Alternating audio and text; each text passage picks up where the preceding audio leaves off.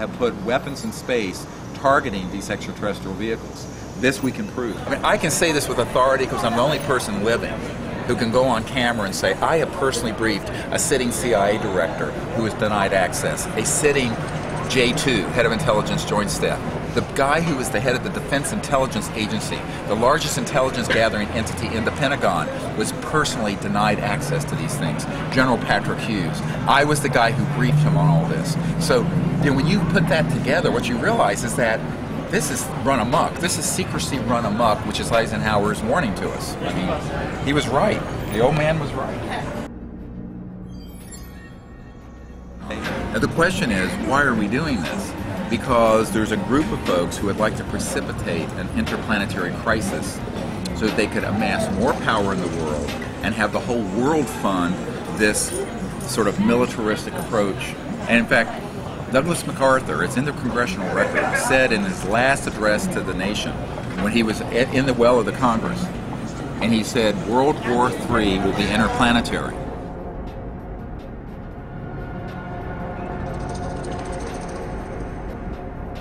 A lot of the mythology and the superstition and the stuff that's evolved in this subject has been embedded disinformation designed to create the specter of one or more species that are a threat.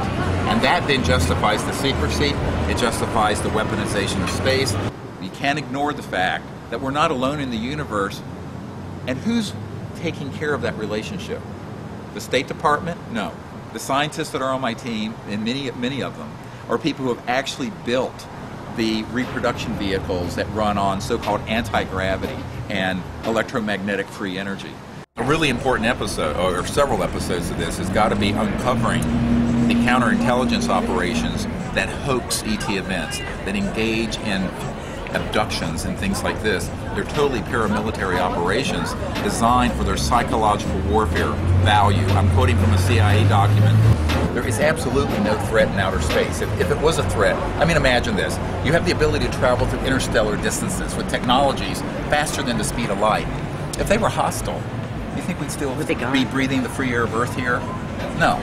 The bottom line is that all of this alien invasion stuff is part of a psychological conditioning propaganda experiment.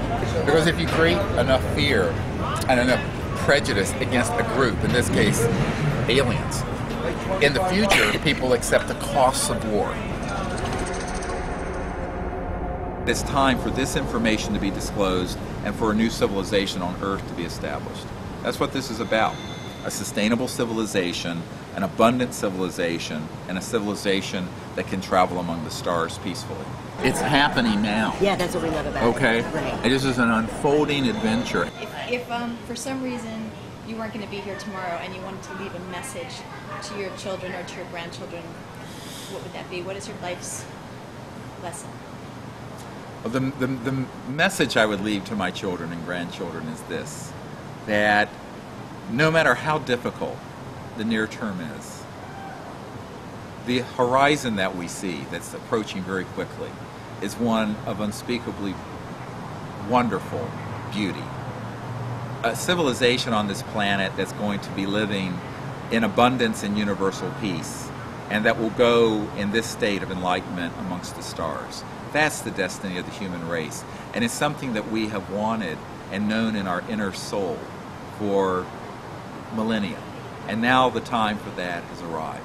And not to despair in the dark days that we are in right now as we go through this bumpy transition from the old world to the new.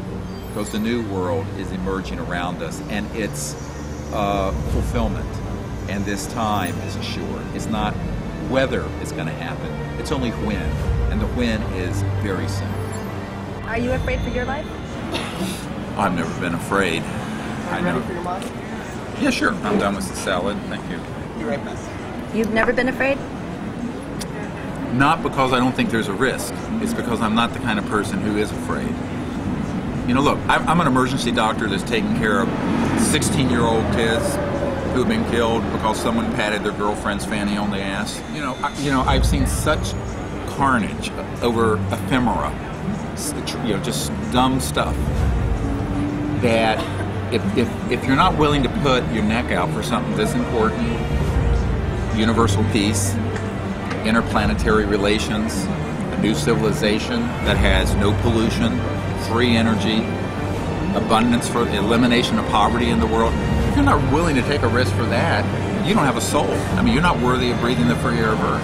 That's what this is about. It's changing. So, you know, Mr. Obama wanted change. I got change for you. Some real change. So fasten your seatbelts, because this is the biggest transformation in the history of the human race about to happen. Thank you. That was great. I love when you get fired. Yeah. It's the Scottish in me.